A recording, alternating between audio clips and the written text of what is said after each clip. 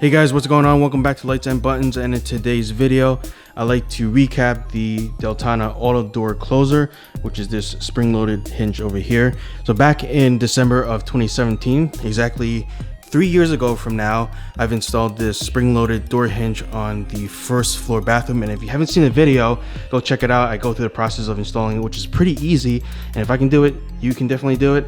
The sign's still here. A little Star Trek joke here to boldly go here in the bathroom door.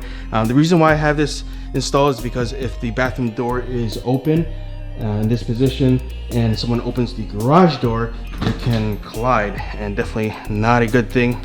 And as a matter of fact, it has happened several times, so I decided to try to save the door a little bit from being hit and install this auto door closer.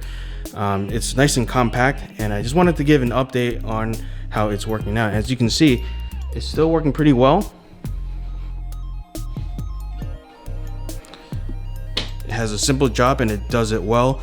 And in terms of lubrication, I might have had to spray some WD-40 once in the past 3 years, but besides that, no mechanical failures or anything like that. And just a little fun fact here, the Deltana auto door closer video that I made 3 years ago is actually one of the very few non-tech videos that I have here on my channel. And ironically, if you look at my most viewed video, that video sits at number 1 as the most viewed video here on my channel. So kind of ironic and funny how things work out, isn't it?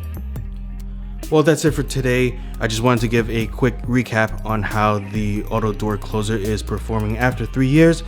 Don't forget to like, share, and subscribe as always, and I'll see you in the next video.